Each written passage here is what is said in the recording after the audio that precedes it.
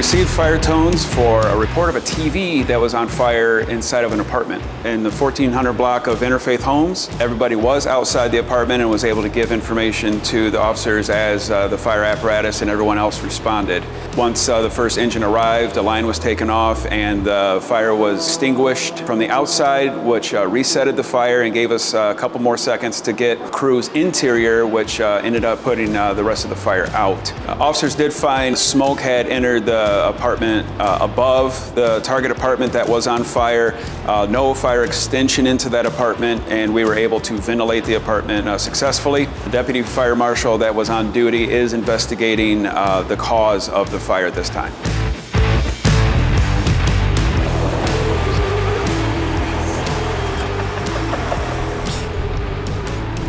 I got into this a little bit later in life. I was actually 27 when I applied.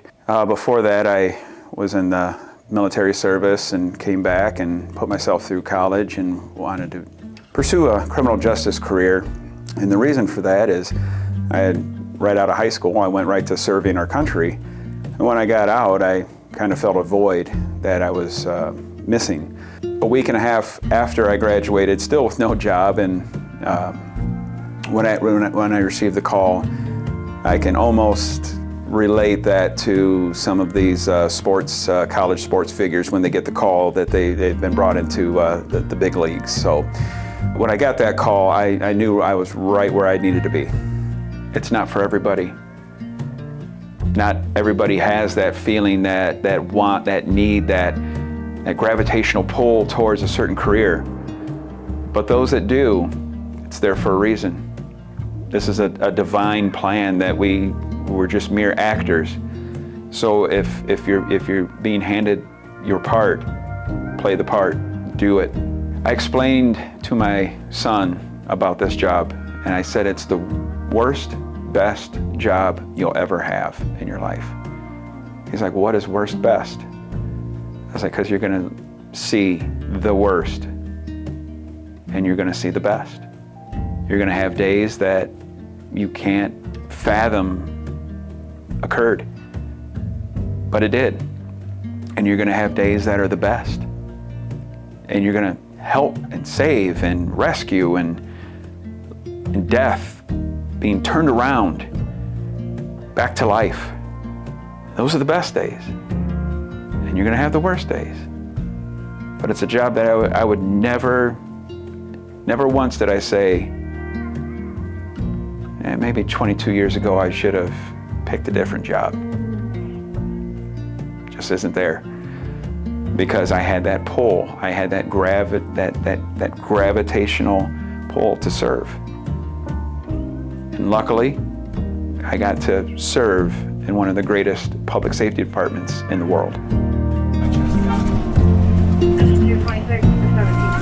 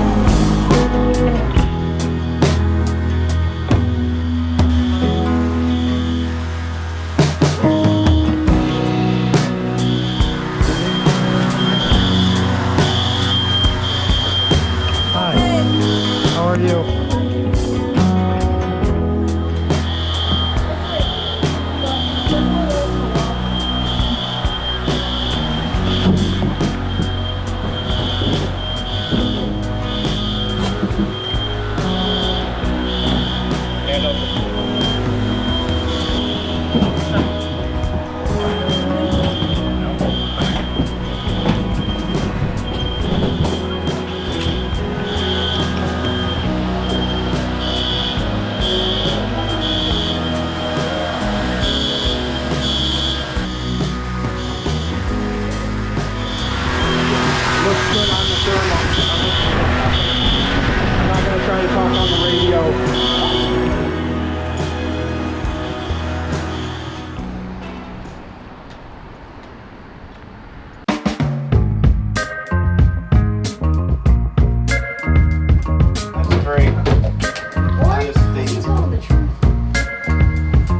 Results are in, and he is not telling the truth. Oh yeah? Snitch. Does? Oh yeah. There's gonna be a hostile work environment pretty soon. He's trying to film me doing the only thing I'm really good at, which is doing dishes. I'll film away. Expert.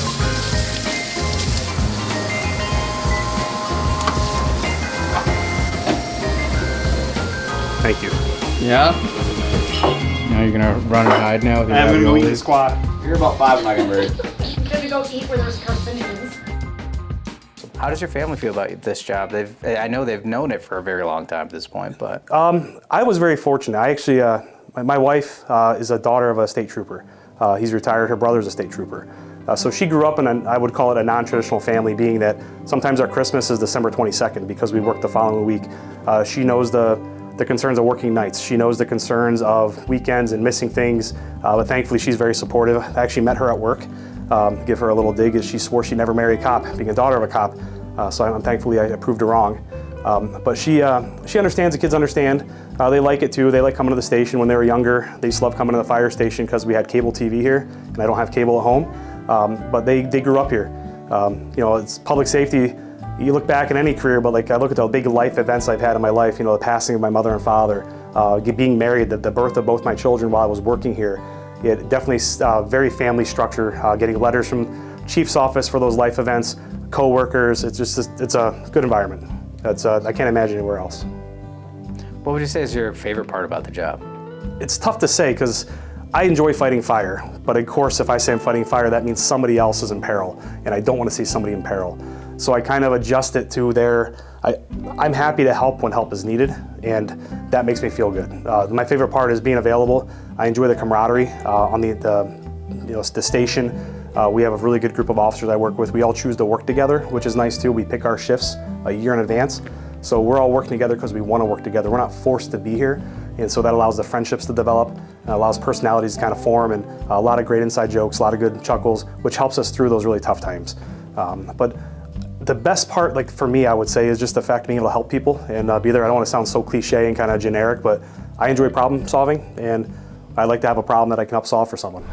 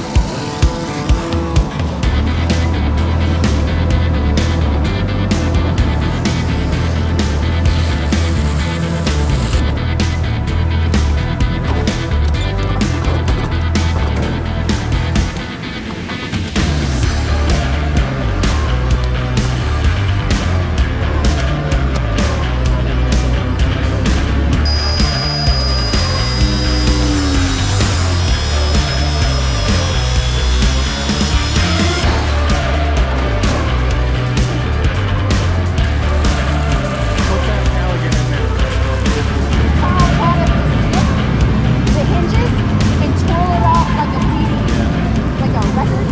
Yeah. So you just clip one side and then spin. and it pivots on the latch. Yep. At first I was a little intimidated as far as everything here. Fire was like the most intimidating to me. So I always challenge myself. So coming to the fire side has made me learn more and has made me broaden all of the knowledge that I could possibly get in this field.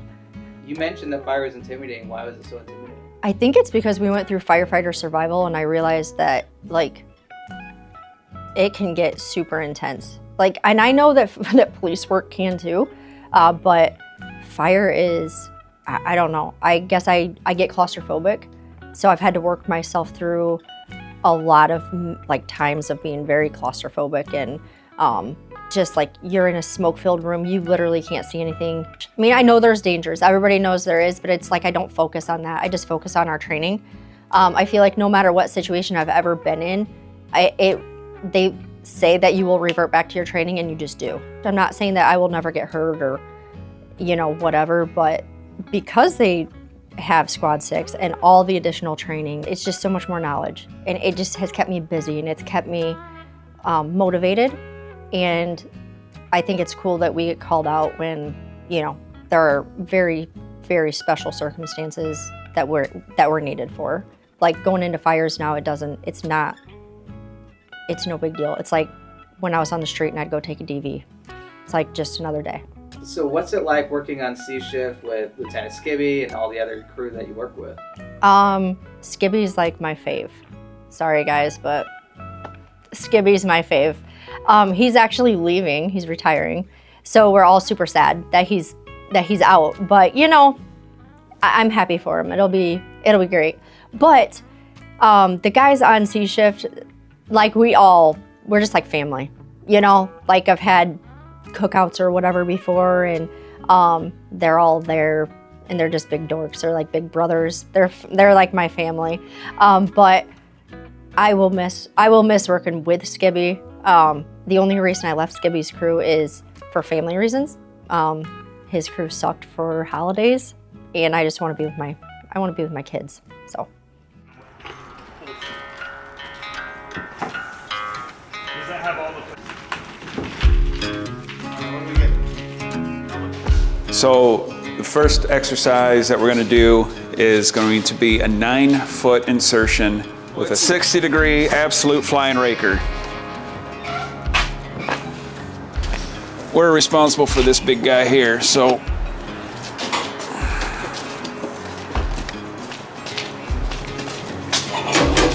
explain. So the wall that's behind us here is going to be compromised. It's either bowing or it's structurally unsound.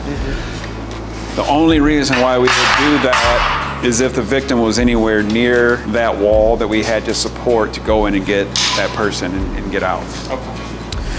So this is an initial action setup. This isn't a permanent solution. If it was a permanent solution, we would just build it with wood and just leave it. But initially, when we got there, we can set this up with the understanding that we have to build around it with wood to recapture all of our stuff. We just can't tear it down and then the house ends up falling or causing more problems. So you go 9 feet at 60 degrees. The raker length, which is what they're measuring right now, needs to be 10 foot. And what that is going to hold is 12,000 pounds. Okay. but that's the whole system. That's just not one. Yeah. That's the system tied in together is gonna hold 12,000 pounds. So this board is up here for all the EO technicians and the TRT members that they ever had a question of when a training is or where they're at as far as their level of training is for each one of the disciplines. They can always refer to this board. So as you can see on the upper right, that's our 5th district quarterly training that we have. And then below that is our metro team training that we have with our sister jurisdictions around us. So we have January's, then February. So we do those every month instead of quarterly for the 5th district. My name's Austin Collier. I am a EO technician out of Station 6 with Just a Rescue. So what is it? Red one, rescue 6.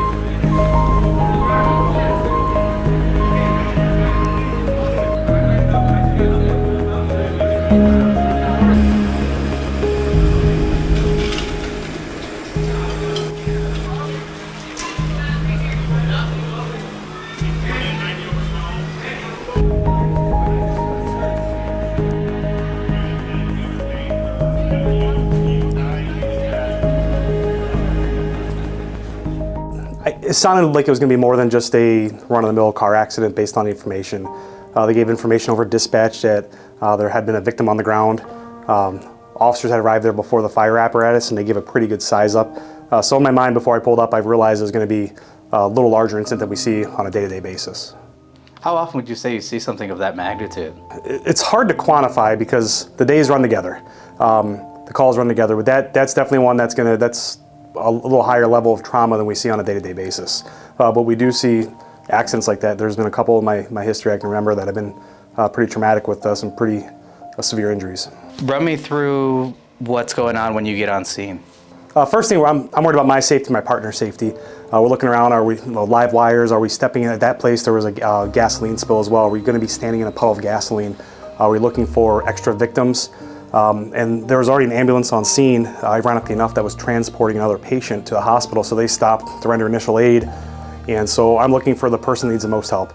And they directed me over to the patient that was most severely injured. And I was just able to help out. There happened to be a doctor on scene as well that was on his way from the hospital. So just quite a few good hands in the area to kind of start our help process. How often do you guys ride with the ambulance on a call like that, or just any accident or crash? Up here we do it quite often because we're fortunate to have 2 people on our rescue truck, and so sometimes the ambulance only have 2 paramedics or EMTs, and so one's driving, one's in the back, so sometimes it's nice for them to have an extra set of hands for doing, I guess, less advanced work. If it's doing rescue breathing, CPR, we can help get equipment, help prepare to help them with the IV, holding the arm still. It's very bouncy back there, so anything that we can do to help. But we do it quite often. I think we have a really good relationship with our EMS providers, and so if they ask or we offer, they usually jump at the offer to have us assist.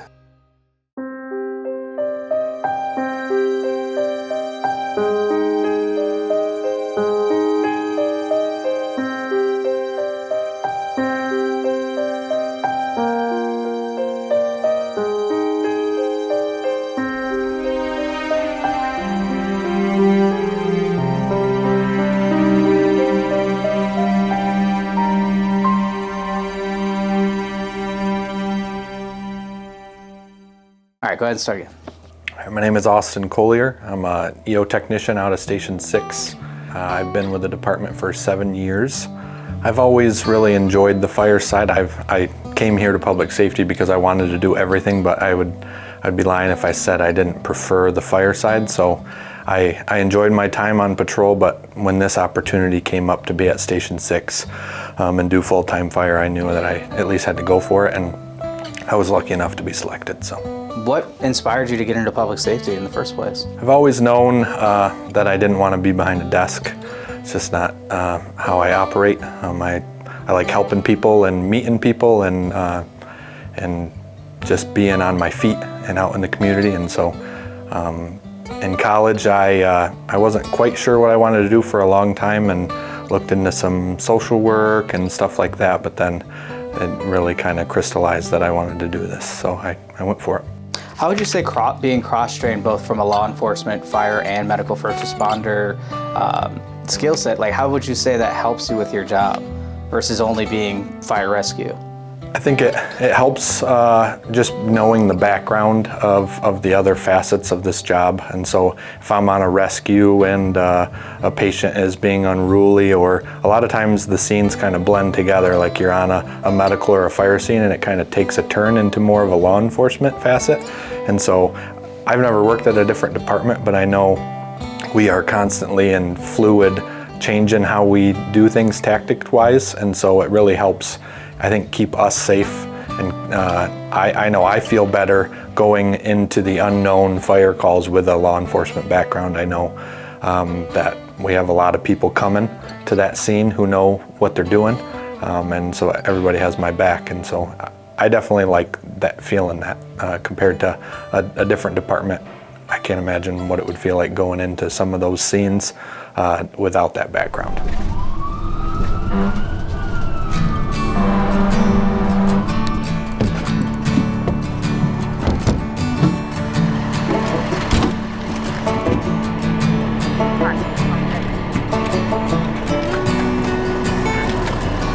Get out of my face, Smart.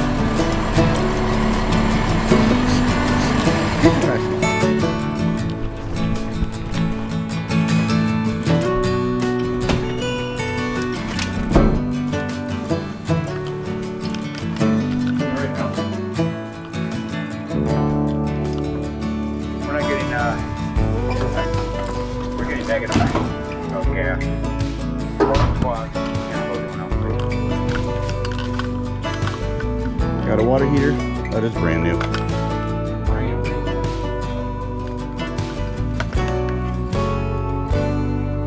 Numbers are good. We have negative readings. Oh, that's good.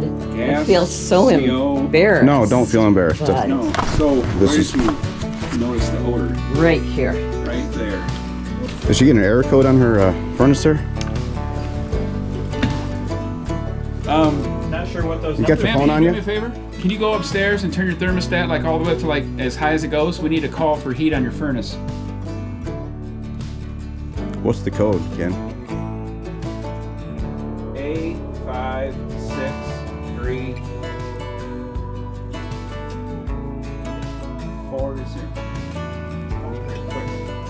See that clear thing with all the red flashing lights? Yes. So that's giving a code. We don't know exactly what code it is, but so hear me out. Your furnace will try to light 3 times. So it'll put gas into the burners, and if it doesn't ignite, it'll shut down. Then it'll put more gas into the burners, and then it won't ignite, it'll shut down. 3rd time, so what's filling the air when all this is happening is a little bit of natural gas. So you're going to smell that mercaptan that's in the gas, Right. and it's going to make it's going to smell like a gas leak. Yeah. Well, now that there's nothing, because that thing has shut down and went into fail-safe mode, the gas is gone because it's not going to give any more gas. Oh. So what I'm going to do, this is your gas main to this. I'm going to go ahead and shut that off. So no more problem down here. Okay. But your HVAC company is going to come, they're going to turn this back on, figure out what the codes are, and you'll be fine. So who are we calling? Suburban? Suburban, yeah. Yep. Actually, they already scheduled to come out at 2 today, because after Wow. I called you guys, I called them and I said, Oh, okay. there's a gas leak again. And Good I was call. like, okay, I'll get you on the schedule. So not a gas leak per se, but something didn't go right in there, and it did its job. Good So to know. It tried to start, and it will not keep doing it over and over and over again.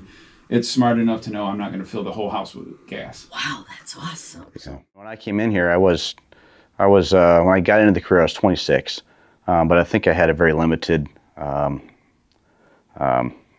guess, view on the world. So it was kind of a shock to me to see all the stuff that I did see in this field. I would not be able to do this job the way I can without having some sort of belief, and God helps me get through a lot of these things. My family, my wife, and she's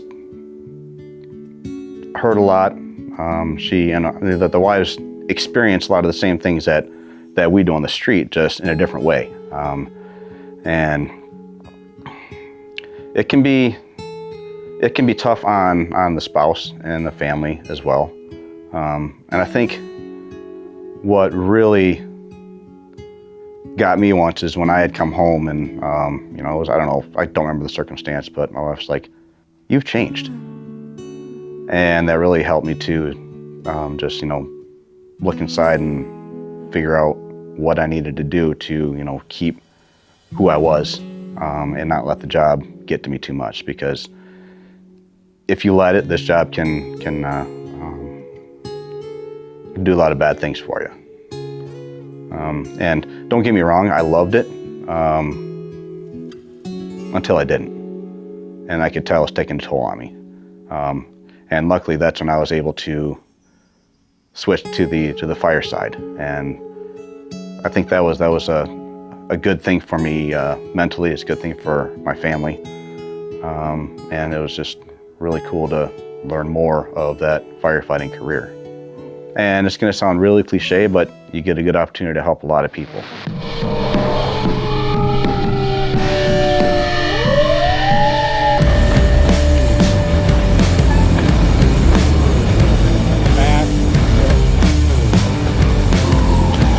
You need somebody to open this door.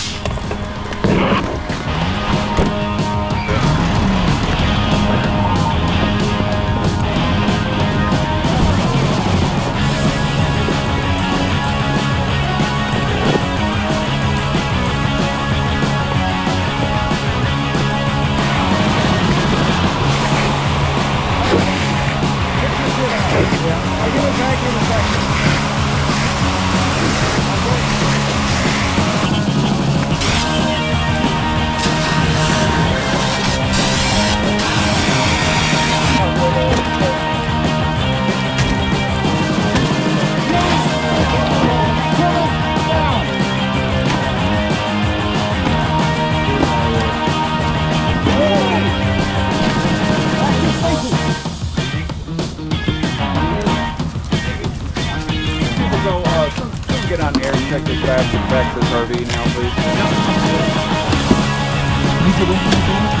Pass that window out and go from the outside.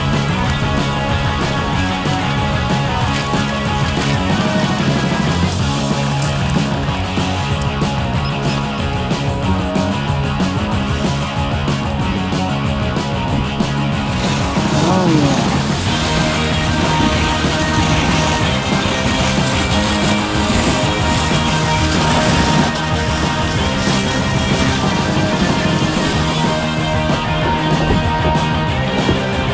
Yeah.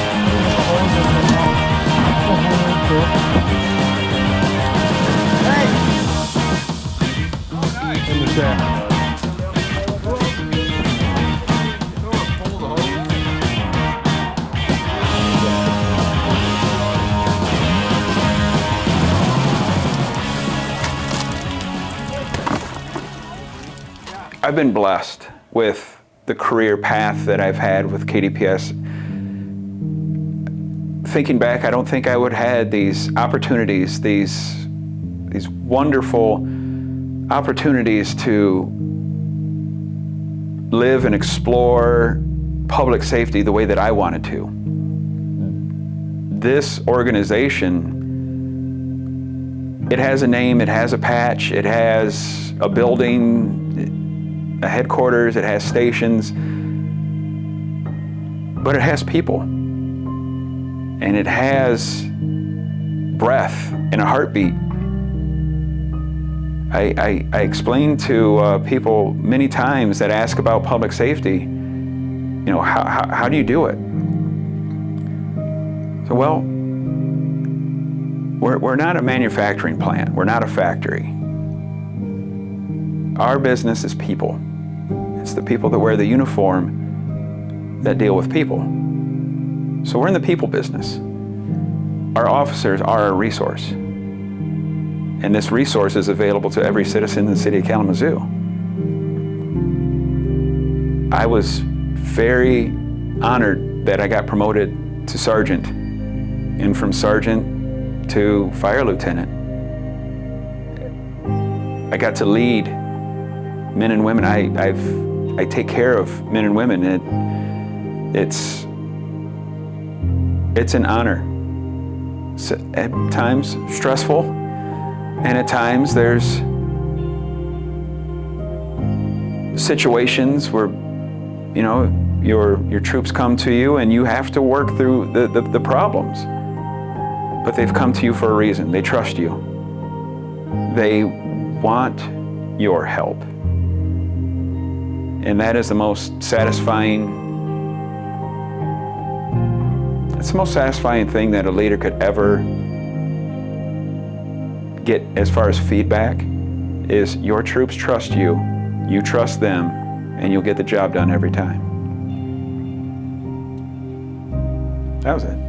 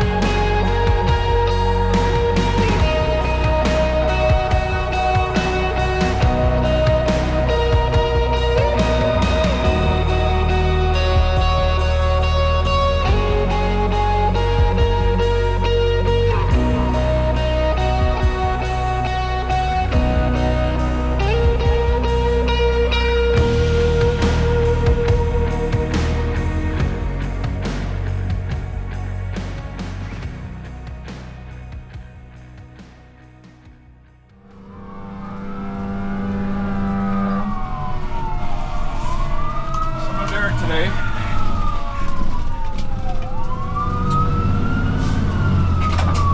I'm recording, Ken. What's that? I'm recording. You're on camera right now. Nice. I got a good view of the whole front of the engine there. Don't do that, you're gonna ruin the shot. Don't look at the camera, you'll ruin the shot. I did. Ken, just be normal, okay? What do I do? Oh no, it turned off. See?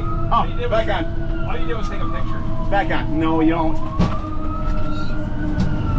Stephanie, you knocked me over.